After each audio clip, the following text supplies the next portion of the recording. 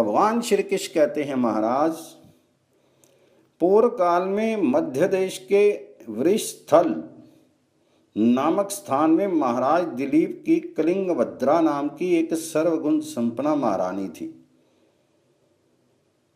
वह सदा ब्राह्मणों को दान देती और देव अर्चन करती रहती। एक समय उसने कार्तिक मास में 6 महीने का कृतिका व्रत का संकल्प किया।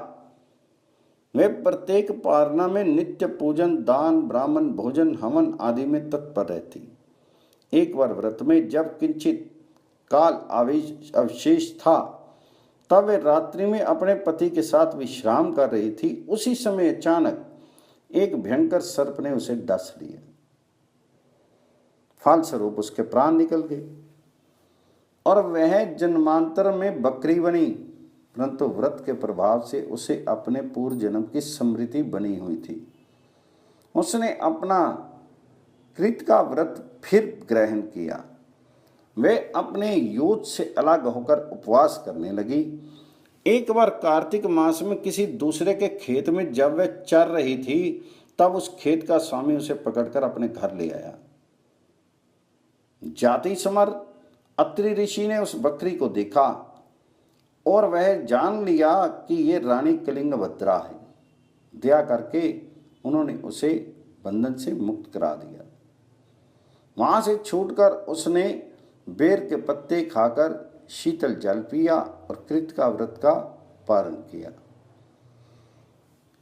ऋषि अत्रि उसे योग ज्ञान का उपदेश देकर अपने आश्रम को चले गए और योगेश्वरी अपने व्रत से पुनः तत्पर हो गई और कुछ काल के अनंतर उसने योग बल से अपने प्राण त्याग दिए। तदंतर वह गौतम ऋषि की पत्नी अहिल्या के गर्भ से उत्पन्न हुई। उस समय उसका नाम योग लक्ष्मी हुआ। गौतम मुनि ने महर्षि शांडिल्य मुनि से योग लक्ष्मी का विवाह कर दिया। ये भी शांडिल्य के घर में सरस्वती, स्वाहा, शची, अरुंधति, गौरी, राज्ञी, गायत्री, महालक्ष्मी तथा महासती की भांति शोभित हुई। वह देवता पितर और अतिथियों के सत्कार में नित्य लगी रहती, ब्राह्मणों को भोजन कराती। एक दिन महर्षि वहां आए और उन्होंने योग बल से सारा वृतांत जान लिया और पूछा, महाभागे योग लक्ष्मी, कृतिकाएं कितनी हैं? ये सुनकर महासती योग लक्ष्मी को भी पूर्ववत स्मरण हो आया और उसने कहा, महायोगिन कृतिकाएं 6 हैं।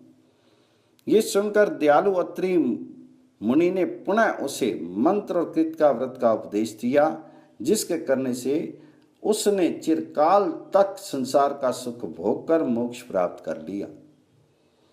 तो राजा युधिष्ठिर ने पूछा, भगवान कृतिका व्रत की क्या विधि है, इसे आप बताइए। तो भगवान जी कहने लगे, महाराज कार्तिक की पूर्णिमा को कृतिका नक्षत्र में बृहस्पति या सोमवार होने पर महाकार्तिका का योग होता है। महाकार्तिकी तो बहुत वर्षों में और बड़े पुण्य से प्राप्त होती है। इसलिए साधारण कार्तिक पूर्णिमा को उपवास करें। कार्तिकी पूर्णिमा को प्रातः ही दंत धावन आदि कर नक्त व्रत का अथवा उपवास करके नियम ग्रहण करें। पुष्कर, प्रयाग, कुरुक्षेत्र, नैमिष्य, शालग्राम, कुशावर्त, मूलस्थान, शकुंतल, गोकर्ण, अर्बुद, अमरकंटक आदि किसी पवित्र तीर्थ में अथवा अपने घर में ही स्नान करें। फिर देवता, ऋषि, पितर और अतिथि का पूजन करके हवन करें। सायंकाल के समय घृत और दुग्ध से पूर्ण 6 पात्रों में स्वर्ण, चांदी, रत्न, नवनीत, अन्नकन्न तथा पिष्ट से 6 कृतिकाओं की मूर्ति बनाकर स्थापित करें। फिर उन्हें रक्त सूत्र से आवेष्टित करके सिंदूर, कुमकुम, चंदन, चमेली के पुष्प, धूप, दीप, नैवेद्य आदि से उनका पूजन करें। कृतिकाओं की मूर्तियों को ब्राह्मण को दान करते और दान करते समय इस प्रकार मंत्र पढ़ें, ओम सप्तऋषिधारा हानस्य वल्लभा या ब्रह्मणा रक्षित यति युक्ता तुष्टा कुमारस्य यथार्थ मात्रो ममपि सुप्रतीतरा भवन्तु। ब्राह्मण भी मूर्ति ग्रहण करते समय इस प्रकार मंत्र उच्चारण करें। धर्मदा कामदा संतु इमा नक्षत्र मात्रा कृत्का दुर्ग संसारात तारयान त्वाव्यकुलम।